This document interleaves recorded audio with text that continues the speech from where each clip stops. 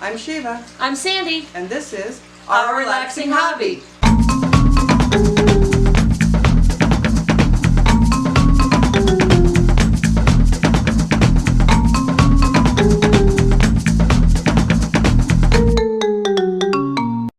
Hello. Hi.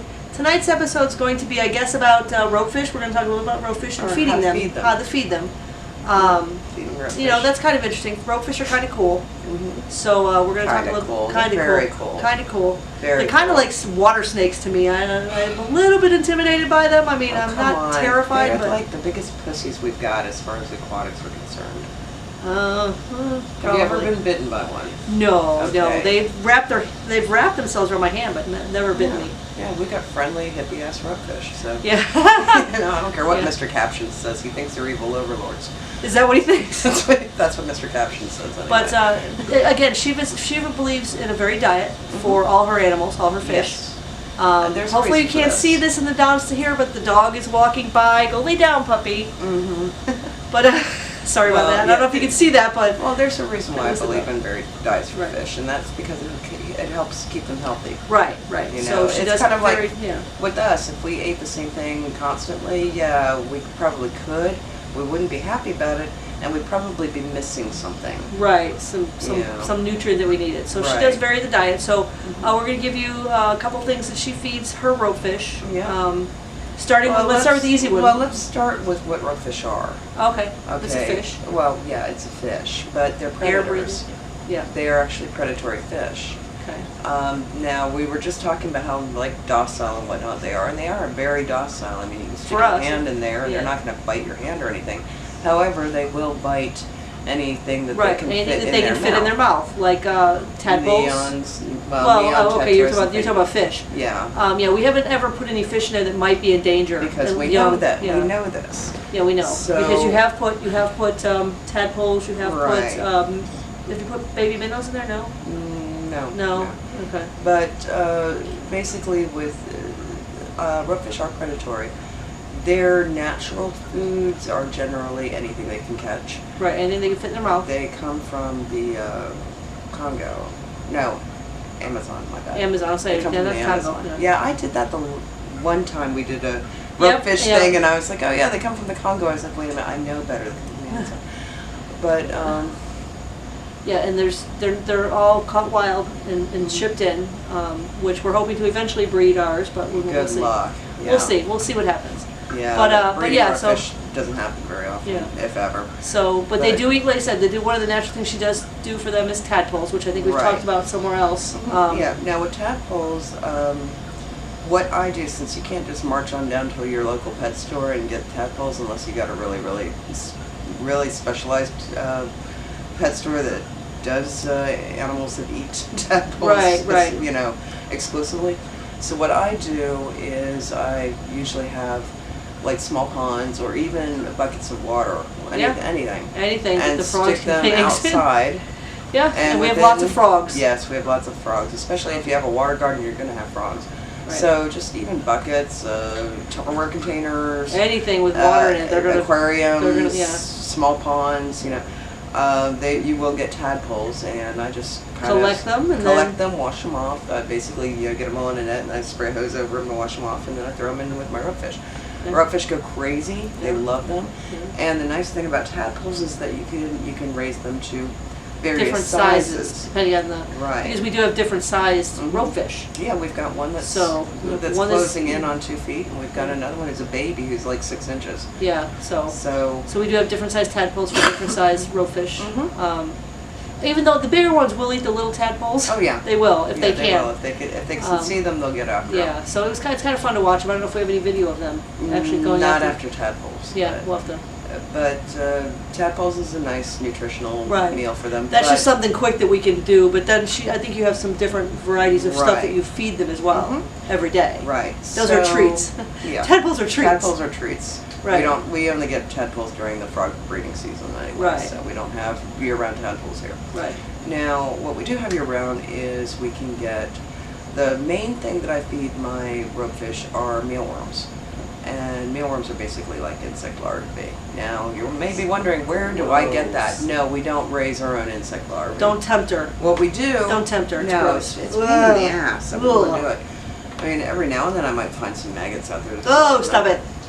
But basically, we get cans that we get these from like Chewy, I think. I think you should get Chewy or Amazon or one of those. Or Amazon, anywhere that sells pet food, even your local pet store. Yeah, you can even go to your local pet store, because I know I've seen them, the exact same thing at the local pet store. Yeah, they're canned mealworms. Right.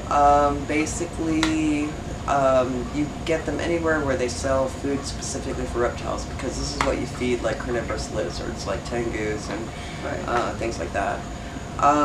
The downside to these is that one can, you don't want to throw the entire can in there. Right, yeah. Because you only want to throw in enough that your ropefish will eat within, I'd say, 24 hours. Yeah, a day or two. Yeah, because if you throw too many in there and they don't eat them all, then you're going to have these fuzzy little rotting worms floating all over your aquarium, which you don't want. And one of the things yours do, I've noticed, is they hide them. Yes, mine they hide them for later. They stash them for later. Like, oh, she didn't give us a whole bunch today. Let me hide them. And then you go to move something, and there's like 14 of them underneath. Yeah, because they forget about them or they go bad, and then they don't want them. Right. So you only need to give them, I would say, on the average, give about maybe 3 per fish. Right. I give a little bit more simply because I've got these ginormous ones.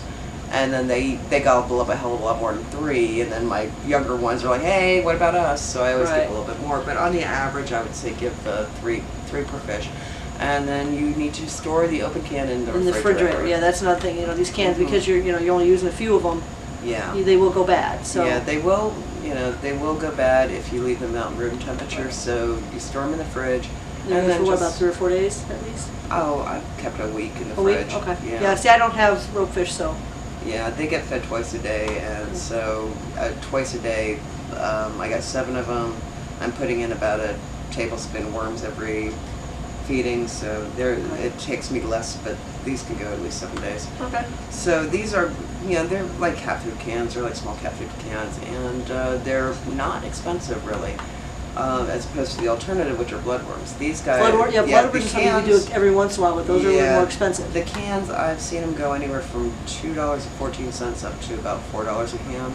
Right. But if you're doing a can a week, that you're only talking, maybe $12 to feed your most people don't have 7 ropefish. Yeah, most people have like 1 or 2. Yeah, so the can's gonna last you a lot longer. Yeah. Now another thing about these is you can freeze them. So if you only have like 1 or 2 ropefish, and you want to get a can, I would say take half the can and freeze it. Right. And then use the other can in the fridge, and then just defrost and. Yeah. Because you can freeze mealworms. Yeah. Now the bloodworms is what we feed the younger ones. Right. Because the bloodworms are A, more expensive, and B, a pain in the ass because those are frozen all the time. Right. And we used to get them in bulk, but you were still talking $30 for a bulk, and we'd have to feed ours, like 6 to 8 per feeding, right? Because we have so many, and everything else, and everything else in the aquarium likes bloodworms too. So we were feeding plecos and quarries and tetras and rams. Bloodworms are a favorite of everybody. Like I put them in my tank just as a joke one day. I remember that. Even the guppies like the bloodworm, so that won't ever happen again. So we every great once in a while, we stopped using bloodworms simply because everybody was eating them before the ropefish could get to them. Yeah, the ropefish wait. They don't. The ropefish are casual about it. I mean, mine now when they see me, a lot of the bigger ones will be like, "Hey, noms," but some of the younger ones will be like, "Yeah, we'll wait till the big ones are out of the way." Yeah, there's no waiting. There's no waiting when there's bloodworms. Yeah, it's a delicacy. They go all over. Right, but if you don't have a bunch of other fish in your tank and you've got younger ropefish, bloodworms is a good alternative. Yeah, they really like them, and they really definitely will eat them, and they will grow quickly. But but another thing that we use for babies, and especially the baby we have now, who's practically a little more than a newborn. Right. Is that we use shrimp pellets. Right. These shrimp pellets were built for things like quarries and bottom feeders, and they look kind of like rabbit food is what they look like. Yeah, little tiny rabbit food. Yeah. But they're basically ground up shrimp, and they sink to the bottom. And then when water gets into them, they expand a little bit. Right. Which is great for the little ones. Mm-hmm. Not that the bigger ones won't eat them because they don't. Oh, the bigger ones will eat them too, but the little ones, they're the right size and they're soft enough where the little ones who can't eat a whole big mealworm, but they'll chow down on these. Yeah. So you can get these. I think I get these at Amazon. Also, another thing I forgot to mention, shrimp. Well, yeah. You put real shrimp in there though. Yeah, brine shrimp. Yeah, brine shrimp. You get brine shrimp. Getting there. Okay. So there's nothing I forgot about. Yeah, but shrimp pellets, I get these on Amazon for like maybe, I think it's like $5 for a thing like this, and a thing like this will last, 2 months if I was just giving them to the ropefish, but I don't. I also give them as treats to the koi. So I go through like 3 of these a month, because, the koi like them too, but if I was just feeding them for the ropefish, one of these would last 2 months easy. Right. Probably longer. Because they just need a pinch. You don't need a whole bunch of them. Right. They expand a little bit in the ground, and the ropefish will sniff them out and eat them. Then what she's talking about was brine shrimp. Now, brine shrimp are tiny little things, so you only want to give those to like very young ropefish. Right. They're a waste on the bigger ones. The bigger ones don't even really see them. Right. The younger ones might. Now, another thing for young ones, while we're talking about small food, is fish flakes. Right. Now, they will eat them. They will eat them. I mean, the baby does. Yeah. Bunyip goes up and grabs them, yeah. I've seen that. Because, again, they're soft and they can fit them in their mouths. Right. Baby ropefish don't have that big a mouth, so they can't eat like the big old mealworm. If Bunyip tried to, I think the mealworm is like a fourth their size. That's not going to happen. They're not like snakes. So another thing you can feed younger ropefish are tubeflex worms, which are usually freeze-dried, and they're usually in these little cubes. People give them to betas and tetras and whatnot. You can throw some of those in. I tried that with Bunyip, and she was interested, but so was every tetra in the aquarium. Right, because the other fish get them as treats as well. Because again, very diet. Yeah. So that didn't last very well. So random noises are just the koi. Yeah, trying to suck whatever out of the crotch. Yeah, they're probably trying to suck the sponges out. Yeah. See previous episode. Yeah, see previous episode about that. Oh, by the way, like, comment, share, subscribe in case we forget later. Yeah. But go ahead. Sorry. You were talking about fish. Oh yeah, buy some shirts and buy some things. Yeah. Yeah. Anyway, so sorry. You were talking about something else. Yeah, I was talking about fish eating you're talking eating things. Yeah, you're talking about the. Yeah, the fish will eat things, but now ropefish will eat smaller fish like baby minnows. Right, like that's why we can't put my guppies in there with the live breeders. You can't really put those in there because the babies would be free game. Yeah, I don't. Once they get to a certain size, they don't mess with them, but little tiny, anything they can fit in their mouth. Yeah, I really don't recommend buying feeder fish for ropefish just simply because of the yuckiness of feeder fish. I mean, if you're getting like the little rosy minnow babies, I mean, they breed those suckers out like hundreds in a tank, and one gets disease, they all get a disease, and you're feeding that to your fish.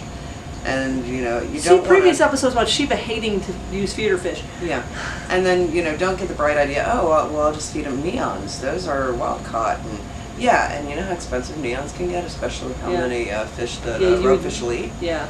And unlike snakes, you don't feed the ropefish like once a month. You feed them every day. Every day. So that could, if you've got the extra $200 a month to feed a ropefish. And again, and then also if once the fish get to a certain size, they won't touch them.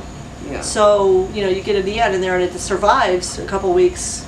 Well, it depends on how big your ropefish is, too. I mean, like basilisk, who's our largest, would go after a neon still. Oh, probably, yeah. But, basically it depends on, and what to feed fish. them. Yeah, what to feed them depends on the size and age of your fish. You will occasionally get the lazy ones if you have a ropefish that's been brought up on like mealworms and bottom sinking food. They might not even care to hunt. They might be like, why am I going to put through that kind of effort? You have the one which one was it that wouldn't hunt the tadpoles for the longest time? Your Mungander. He's like, I'm going to, unless it ran, like literally swam in front of his face. Yes, it literally had to sit in front of his face. Right in front of his face, and sit there for a minute, and then he'd be like, oh, let me eat this. Remember? And you're like, dude. I knew there was one. Now he's a little better, I think. Yeah, he's a little better now, but your Mungander when he was younger, and his sister was all over the place eating tadpoles, and he would just sit there and just have nothing to do with them unless they happen to land right in front of him and sit there. They had to sit so still. So he'd have to put forth minimum effort to get this tadpole. I remember that. It was like she used to get so frustrated. She's like, "Why is he not eating them?" It's like, dude, eat something. I want you to grow big. I mean, he's also small. He's also smaller than He's a small ropefish. I'm like, dude, I want you to get big. You have to eat a varied diet. He's like, too much work. Yeah, he was pretty he was pretty funny. But yeah, if you have any comments about ropefish, if you own some and you have any other ideas, what do you feed yours? We'd love to hear it. If it's something different than what we discussed today, because there's always different options. Yeah. We always love to hear new things. Ropefish are fun. Yes, they are. They're my favorite when it comes to tropicals. Yeah, I think we've had a whole episode on how crazy yours are, how crazy they are in general. But yeah, I mean, ropefish feeding is, again, varied diet is important, but there are specifics, and obviously they love the live stuff. Yeah, they love the live stuff, but since you can't always get live stuff. Right. I mean, secondary would be the mealworms. Yeah. So. Now they will eat insects too. I don't give mine insects just because I never know what that insect has gotten into, whether or not they've gotten into poison or anything like that. Right. So I don't feed any of my fish insects unless like maybe I would buy some like canned crickets or something maybe. But ropefish will eat insects if they're in the water. Yeah, that's not going to happen in my world. I'm leaving. You start bringing bugs in. They're alive. I really don't care to. Honestly, I think that. But anyway, if you have any comments about that, by all means, we'd love to hear it. But I can't do it. I can't even own something that eats crickets. I see these people buying crickets for not their snake, but their lizards or whatever. I'm like, I don't even want one of those because. Well, you can get them in the can. They're already dead ones. Yeah, that's still not gonna happen. No. Well, I'm just saying. Yeah, I'm sure you can, but. Yeah, I just don't see the point of it because they float on the top, and with the ropefish, they kind of like them when they're moving and towards the bottom. So at least with the way that the water's moved around with the filter, at least they get the impression that they might still be alive with the mealworms. Right. I don't think mine care one way or the other. They're just like yum breakfast. Yeah, yours are all like cool food. Yeah. Mine are little gluttons, but you feed them well. Yeah. So we'd love to hear if you guys have any other ideas on what you use. Because I know a lot of people have ropefish. I've been hearing a lot more people with them, which surprised me because I didn't think any. I mean, I thought you were the only weird person out there, but apparently there's other weird people like you. No, I've been hearing more too, and I've also been getting a lot of people who contact me with questions because they either just got them or they want to get them. Right. In fact, I think that's how a lot of people are finding us lately. Is by looking up.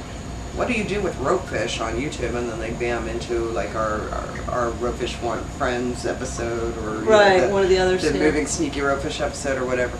And so then we've actually been pretty lucky that these haven't escaped. I know you had one that escaped years ago, but but that was many years ago, like 25 years ago. These love their place. They're not even leaving. They don't even pretend to try to leave. Well, that's not true. That one day, you were doing something. You were lowering the water, and the one went right up the side. And I was like, oh my God, she's going to get out. Yeah, but you said she didn't try to get out. She was just kind of checking it out. Yeah, she went right up to the top, checked it out, and came right back down. But it was like, oh my God, if she gets out, there's no way we're going to get her back there. No, I haven't had any problems with them trying to escape on me. Granted, I do keep my water level low, and that's because of another natural behavior of theirs, and that is jumping up to the surface. That is what they do. They do it when they're playing. They do it when they go bare because they are bare. They can't breathe air. And they have a habit of when they go to ambush something that they think is floating on the top, which is usually like nothing but fish. Yeah, they're like little torpedoes. Yeah, they'll shoot up to the top. And a lot of people, if they keep their tanks filled all the way, then of course the fish is going to get out. Right, and or bang its head. But with me, I keep my tank, about 3/4 filled and the last fourth empty. And the fish can, climb up all they want. Yeah. If they want to climb up on the tree branches, that's fine, which they can do because ropefish do have very primitive lungs and they can survive out of the water for several hours. So they, can shimmy up the little tree I built for them if they want to, and they like hanging out in it, but they don't try to get out. Yeah, yours don't. No, these ones don't at least. Yeah, but I mean, I can only think of 2 reasons why a ropefish gets out of its tank. And like the one that I told you that escaped from mine I was filling my tank all the way up at the time because I didn't know any better. And chances are he probably just did one of those little leaps and just landed outside the tank and then walked across my living room. Yes, and he'd been out of the house.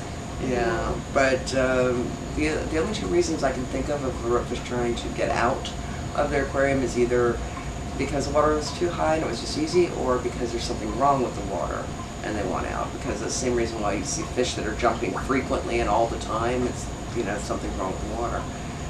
Or if you're starving them to death, they'll go out and look for their own damn food. But yeah, they'll be like, we're going to go get our own. But she feeds them rather well, so, which was our episode. Yeah. We're talking about food, sorry.